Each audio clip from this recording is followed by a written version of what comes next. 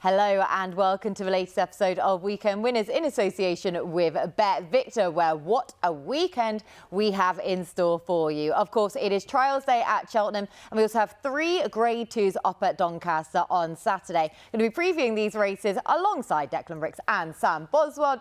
I mean, if you're not getting excited about this weekend, you really are in the wrong game. Yeah, this is a proper weekend, and then obviously we've got the Dublin Racing Festival next week as well. So 2 weeks back to back of genuine top class action. Really looking forward to it. Oh, proper stuck into a season now, aren't we? Like, I know that it's kind of felt like we've had a bit of a lull of abandonments for the last few weekends, but Sam, we're coming back hitting.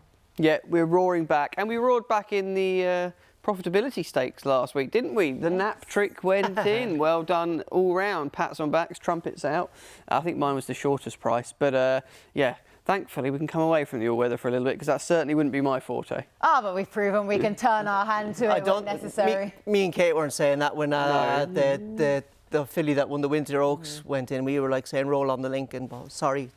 Apologies. Back to Cheltenham and Doncaster now we go. Yeah, oh so grand. We'll shelve her for now. Yeah, we'll get back to Cheltenham anyway. But of course, the bet boosts are still there. We've got them there. There's some previous ones from previous weeks that we left up, but we've got 3 fresh ones coming in the show, so do stay tuned in for those. Make sure you use the link in the comments, and you'll be able to find them all there exclusively to Weekend Winners customers. Yes, exactly. And they have been well utilised so far as well. Now, before we get into the action proper, reminders as ever to please do gamble responsibly, that our tips are not guaranteed to win, but we will still do our best to point you in the right direction. Right, on with our first race, because we begin at Cheltenham with the 150. This is the Grade 2 Cotswold Chase for 5-year-olds and over 3 mile 1, where Royal Pagaille is the 11-4 market leader, and the novice Stay Away Faye is in their second at 3-1. But Deck, who comes out on top? Yeah, look, it's only the 6 runners, but a really trappy race. I suppose the only one I couldn't 100% be with is a High Senora. It wouldn't have surprised me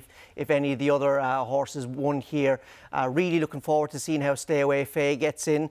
He just looks like a horse to me who is crying out for a well-run race where he can get a lead. He should get that here. But look, I was really torn between the Real Whacker and Royal Pagaille, but the Whacker's after letting me down now at Kempton last time, and he was hanging. Everything went wrong from the last race. Look, I just said I'd stick with the form horse, and that is Royal Pagaille. Look, he was 9 and going on 10 now, but I think he's as good as he's ever been. That's certainly the case with his figures. I thought he was very good in winning the Betfair Chase last time out. Now look, I know Brave Man's Game probably isn't the same horse, and Protectorate fluffed his lines on the day, but he was a good winner. And look, I know a lot of people would say, oh, Haydock is the place, you need to catch him, and look, that's fair enough. He clearly loves Haydock, but he's run big races here in the last 2 Gold Cups at Cheltenham at this new course. You know, he was 5th behind a Plutard here 2 seasons ago. You know, and for me on figures, that was one of the best races of his career. He's not going to meet the likes of a Plutard or a Galopin de Champ here, so as long as Charlie Deutsch can get him into a good jump in rhythm, because he likes to take offence with him, and he can jump left as well, I think he'll go very close for the informed Venetia Williams team. Yeah, he's a horse where he's going to massively divide opinion, isn't he? I think you're going to be 50-50 on this one. So I say either way, you're probably thinking that's a pretty fair price of where he is. Because imagine if this race was at Haydock on heavy ground. I mean, what price would he be? Would you even be getting odds against in this race if you were to rerun it there? You maybe would, but he definitely would be shorter, wouldn't he? Yeah, definitely. Yeah, a lot shorter. But you are no doubt in your mind, though, that he can translate that form to Cheltenham. Yes. As he has done, sort of. But Sam, is he going to be able to translate it to Cheltenham? No, like you got 2 factors as well. I don't know which is more of a concern, the track or the ground. Deck. It's going to be, in comparison to the ground that he seems to really relish and enjoy. That's what puts me off from a betting perspective as well. I think he's short enough. You can put question marks next to most of these in the race. Stay Away Faye for me. Intriguing that Paul Nicholls does this, and who am I to say Paul Nicholls is wrong to put this novice in at the deep end? He clearly thinks an awful lot of the horse, but at that price, I can leave that horse well alone. The Real Whacker, like Deck, massive fan of the horse, but I've had my fingers burnt twice now this season, really, where I've looked at him for the Paddy Power, was very keen on him. that was a disappointing run, and I didn't think the Kempton effort really showed enough to me that I'd want to take around 9-2 here. So it kind of left me scratching my head towards the outside. As a Hoist and You're not for me at current form, needs to go back over hurdles. That was what I'd be doing if he was mine. I know he won the race 12 months ago, and this is a bit of a place he likes to come, but I started to go through him, and That's All Right Gino just became, at the prices, more and more of an option for me, because he's got the opportunity to go again at this trip, and I think that's what's really curious to me. We see him in action here, landing the Coral Trophy back last year, and it was a fantastic effort from the back, wasn't it? Just stayed on, stayed on, stayed on. Look at that attitude as well, love it. He's a great horse. This is a big test for him. Let's not make any bones about it. It is going to require, another best ever. But I think he's the one that's possibly got most in his tank to bring that to the table. So I'll go with that as a bit of a play. But I did think it was trappy enough. I won't be having a massive And stake. you've not even mentioned who trains it yet. Go on, give the viewers what they want. Give it. He looked very well on Wednesday when I popped into BetVictor Ambassador Jamie Snowden's yard. So there we go. Nicely done. And Gavin Sheehan taking the ride as well. So it's all encompassing here for the company man. Nicely teed up there, Deck.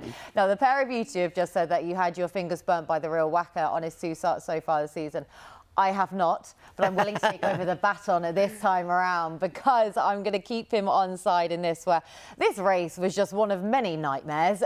Great contest, but many nightmares this weekend. But the real whacker, I feel this is a properly good opportunity for him to bounce back to better form. And I don't think you need to be too harsh on his two starts this season. He was lame on his seasonal debut, when not really in with much of a hope anyway, off the top weight in the Paddy Power Gold Cup. Then in the King George, that was a real acid test for him against some of the best proven top-class 3-mile chasers in Britain and in Ireland. And he didn't run as badly as the 10-length defeat would suggest. And also, the RPR that he posted also backs that up. Of course, Brown Advisory winner of last year on the old course, but a return to the new course, don't think inconvenience him by any means. And now he's officially rated £12 higher than the novice Stay Away Faye, carrying the same weight. He's only £4 lower than Royal Pagaille, but he's getting £3 from him. And as I said to you, Deck, this isn't Haydock, where I think Royal Pagaille's rating has really been earned. So the real whacker, I'm going to give him another chance. Well, given the colours you're wearing on this week's show, you've really nailed your colours to the mast. This is an uncanny coincidence every single week. I don't know what my strike rate is for wearing the colours to actually results turning in, but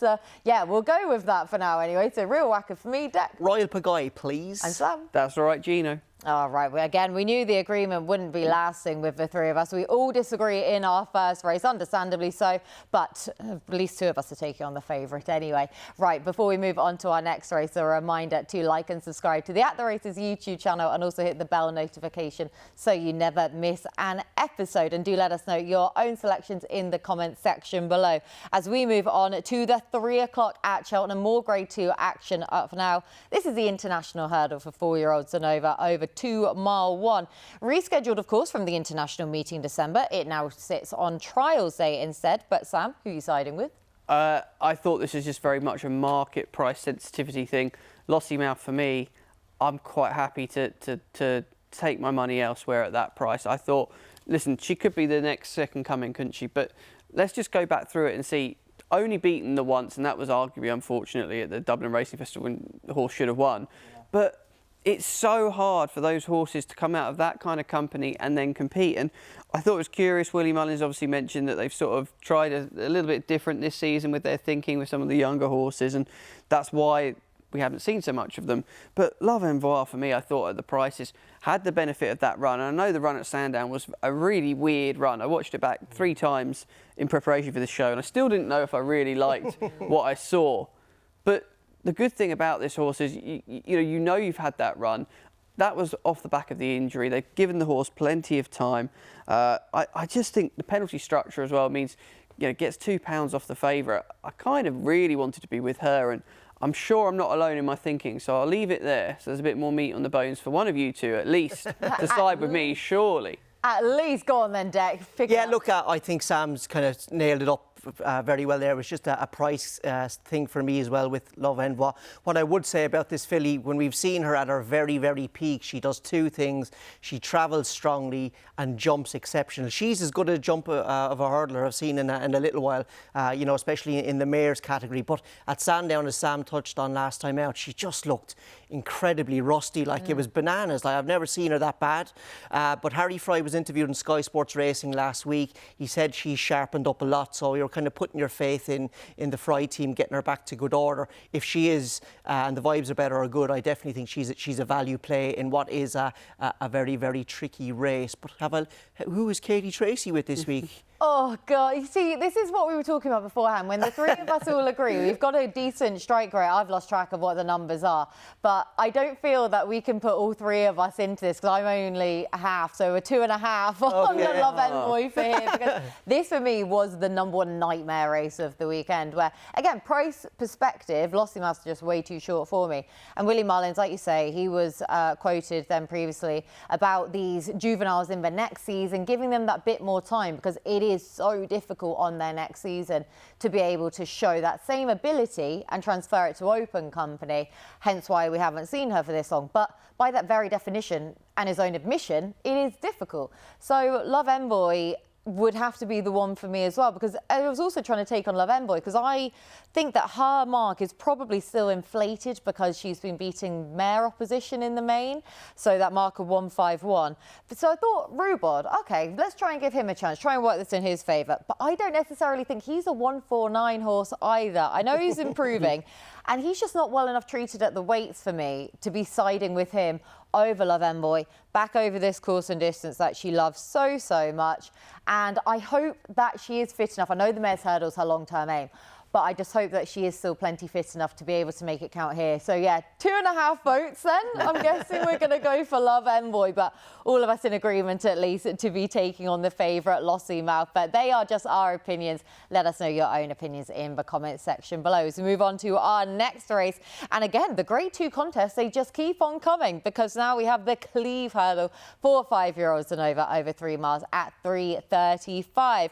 Now, the old warriors are back out again. Paisley Park, Dashel Drasher, Champ, Grand National Hero, Noble Yates. We have all sorts to go at Sadek. I mean, this is just great. No, it is great, but like, my God, how bad is the staying hurdle division Dec. at the moment? Way to tee it up for you. Yeah, no, I know. I do apologise. I can only say positive for so long in these things. But look, I very nearly went with strong leader here at the prices. I just looked at his pedigree and how he's been racing, the addition of first-time cheek pieces. He could go really well, but if I wanted the ground to dry out a bit for him. But look, the percentage call is the Old by Paisley Park, isn't it?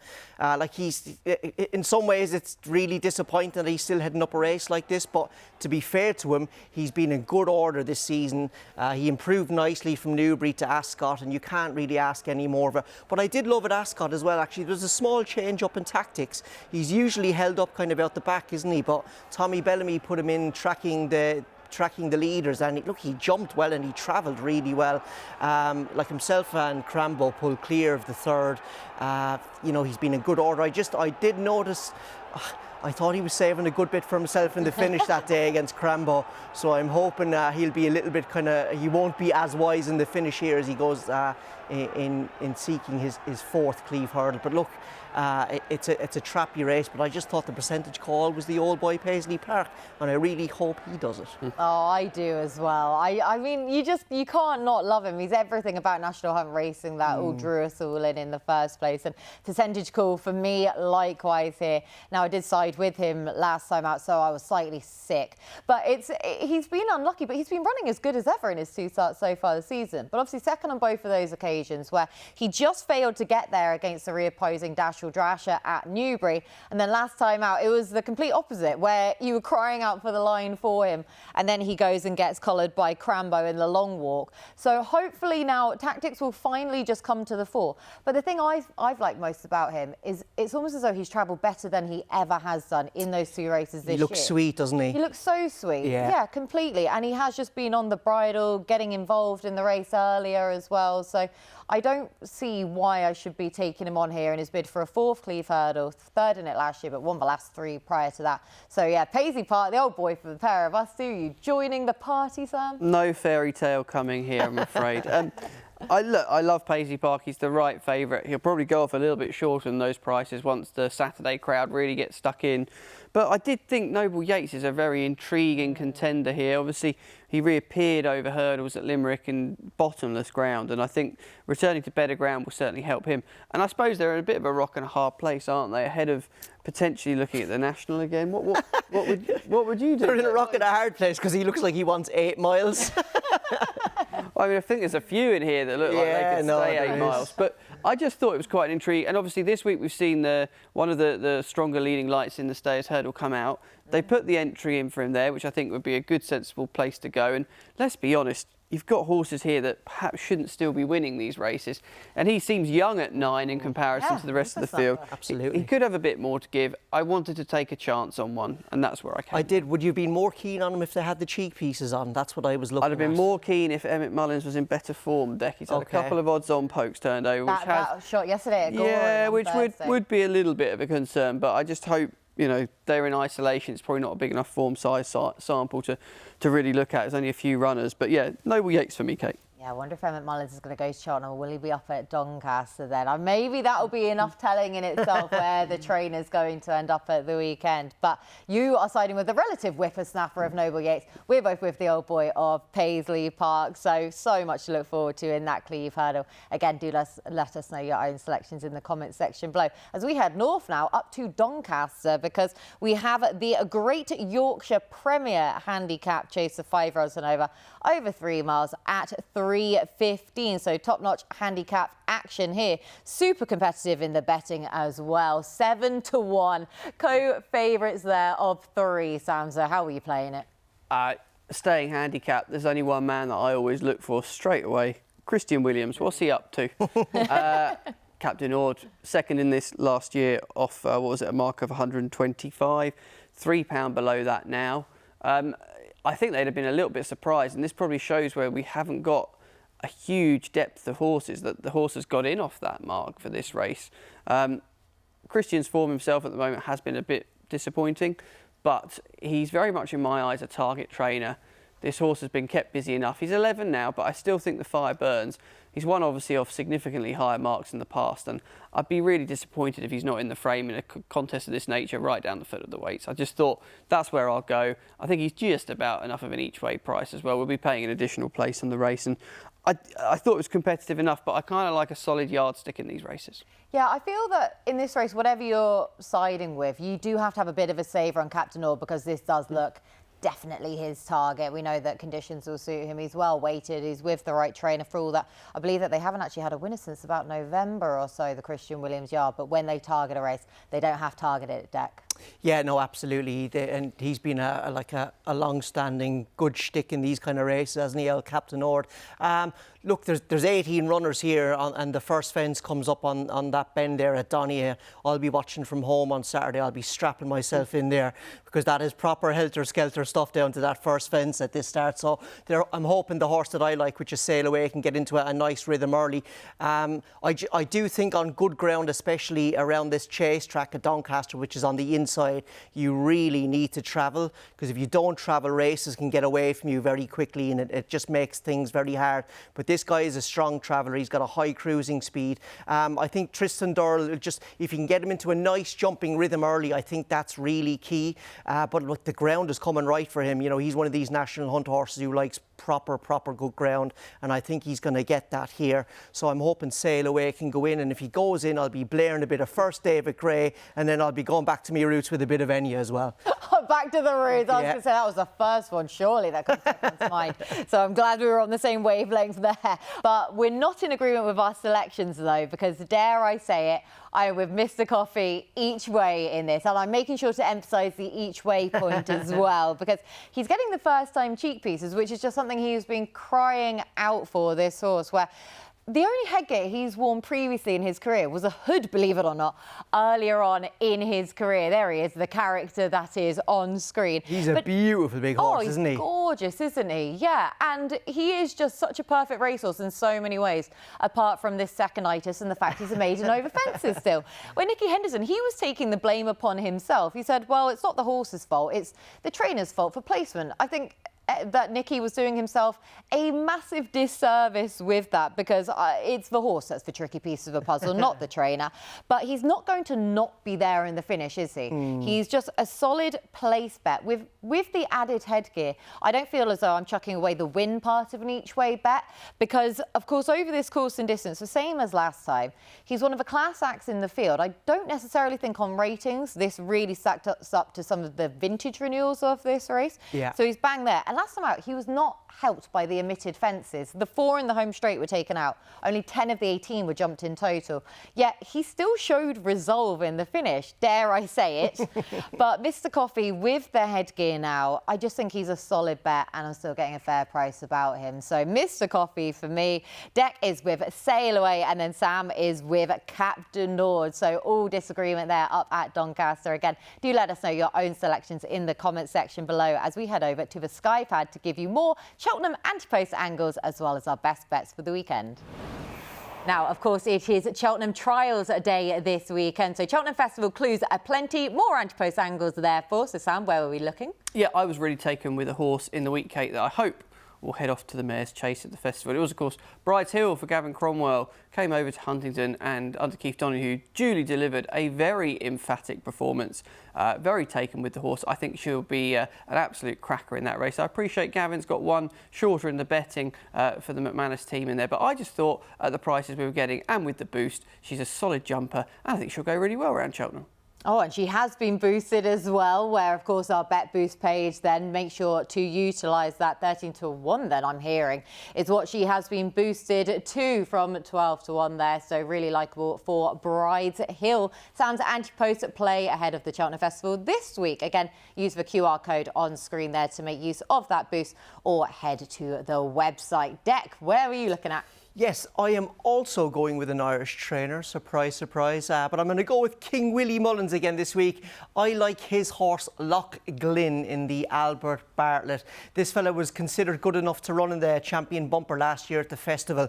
Despite his size, he's a massive, massive big horse, but he ran credibly and finished 9th.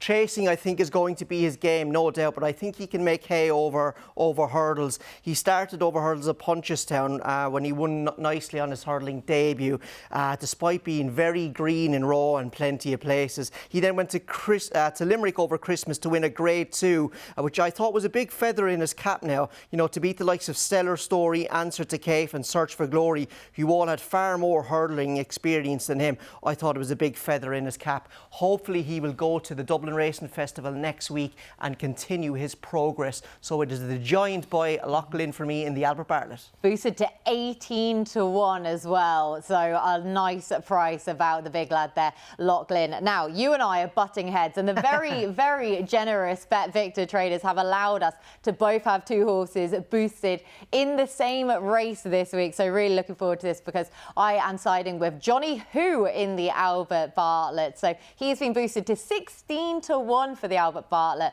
Now, of course, he's a horse who is running this weekend, but he's running over 2 mile 4 at Cheltenham, where Gidley Park is a short price favourite for that race. Of course, Johnny Who is second favourite in it, but if Gidley Park beats him, I'm hoping he'll go down, well, what we used to know as the old Ballymore route.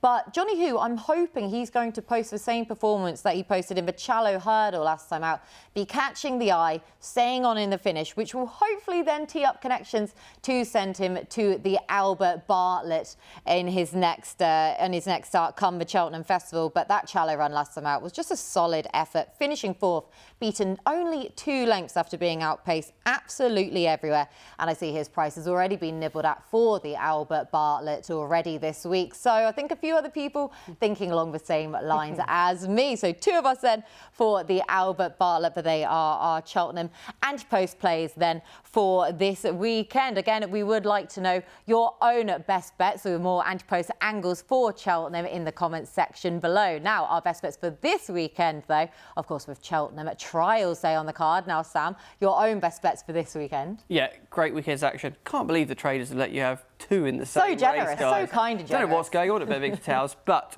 Gidley Park's another horse that's going to be on the mind of a lot of people in the novice hurdle division. I'm really keen to see how he gets on. He'll be around the even money mark, but I think Harry Fry's horse going up in trip last time out definitely seemed to suit him. He's a big horse, chaser in the making, to drop that wonderfully overused cliche, but he will be a lovely hurdler for the rest of this season. I think he'll go really well at Cheltenham. Noble Yates, we've already touched on in the Cleve hurdle. I just think he's a really interesting horse, getting weight from the older guys in here that at some point I've got to stop winning these races as far as I'm concerned. They just seem to keep being here, don't they? So Noble Yates, Grand National winner, let's see what he can do up against them, and potentially might be one for the stayers down the line. And the long shot, this is a really left field long shot. I was really struggling this week, so I went to the 1240, which at Cheltenham is a novice handicap chase, and we've got an 8-year-old for Tom George here that's incredibly lightly raced, Charles Ritz. Won last time out at Exeter. That wasn't heavy grab, but has got some form on good to soft to suggest the surface being different next time out won't be an issue. Could just be well handicapped. Impressed that Connections have persisted this far with an 8-year-old that's only had a handful of runs.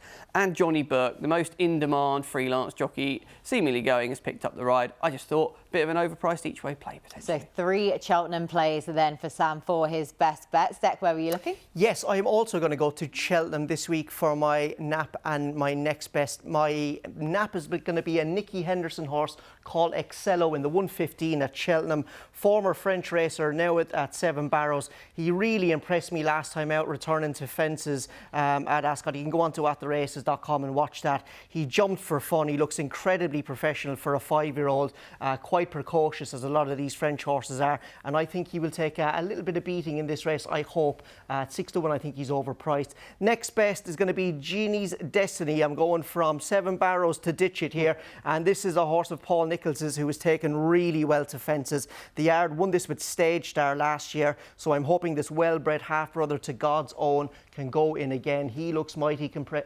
progressive, and I hope he can continue that. And then the long shot, we're going to go back to Doncaster, which is obviously going to be live on Sky Sports Racing, and it's going to be Whistling in the Dark for the Laura Morgan team. Comes into this race off the back of a sound course and distance effort where he raced lazily last time out. Connections have reached for the first time cheek pieces, and I think they could spark a little bit more out of him. He was wide early in that race at Doncaster before tucking in, and I think he also hit the front sooner than ideal, but I just think the good ground and the cheek pieces for a Yard who are in good order could see him outrun 20-1. 20-1 for the long shot. Nicely done there. And again, I think we have similar sort of thoughts about that race for a long shot as well. But my own best bets, though, for this weekend, because I am sticking with Grande Dame then, a horse that I sided with last time out. Now, he is going to be the nap. He was one of 2 selections that I had in the December Gold Cup. My other one was Il Ridotto. So you can see that I had a positive, if not slightly frustrating day that day, with a 2nd and a 4th in that race. But Grande Dame, I thought he has been massively dismissed in the market at 11-1 here, because that was a really solid effort. He was just caught between a rock and a hard place in terms of the running style. I wanted to side with a prominent racer in that. He tried to go forwards, but then, of course, Il Ridotto, Ferrero Bamboo, they went hammer and tongs up front. So I was pleased that Tom Bellamy dropped off for them, but that just caught him in that tricky middle ground thereafter. But he gave his running, nothing more. But he's running off a £3 lower here, back over this course and distance with conditions to suit. Now, Mr. Coffee, he has to be the next best bet at 10-1. For all of the aforementioned reasons, I'm hoping that the cheap pieces mean I'm not chucking away the win pass of my each way bet, but there's no way this horse isn't involved in the finish. Yet you're still getting a fair price about him, because traders and punters alike probably judging him on his aptitude to get the job done and win. But a profile of a bet that I like. And now my long shot is also 20-1 of the Great Yorkshire Handicap Chase, Strictly a Dancer, where the first string probably is Captain Ord, who has been well plotted for the race. But don't forget about the seemingly second string in here, the 10-year-old Strictly a Dancer. Ran really well in second at Kempton last time out, caught the eye, just not able to reel in Tweed skirts in that one, but he ran on really well and looked a very well handicapped horse in that, and of course is able to run off of the same mark as well. So they are all of our bets for this weekend. Now, thank you very much, guys, for all of your hard work. Declan, Sam, as per usual, big thank you to you at home for watching. Best of luck with your own bets this weekend, and we'll be back at the same time next week to preview the Dublin Racing Festival.